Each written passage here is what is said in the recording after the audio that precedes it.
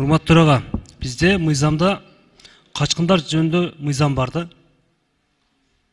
Качкындарды кабыл алуу жана ошондой эле аймактык түзүп берүү боюнча. Мен кайрылсам министрликке, бир дагы министрликте мындай түзүмдөр жок экен. Азыркы күндө өзүңөр билесиңер, Тажикстан менен Кыргызстан бизде Баткенде чабуул болгондо, Тажикстандан улуттуу кыргыз, бирок Тажикстандын жараны болуп чыккандар бар да, биз жакка качып чыккандар бар. Азыр ушул кайрылуулар бизге көп келип түшүп жатат да.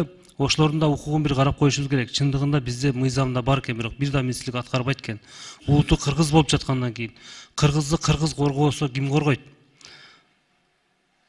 Тескерисинче биздин укук органдары аларга иш козгоп, штраф салып кыйнап жатыптыр.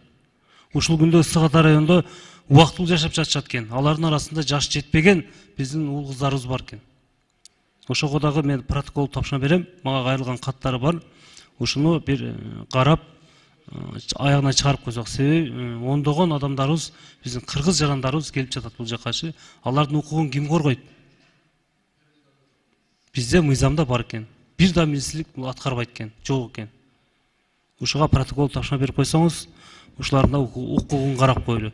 Биздин прокуратура тарабынан аларга иш козголуп, айып пул салынып, наоборот, кыргызды кыргыз бул жерде кордоп жатат. Рахмат.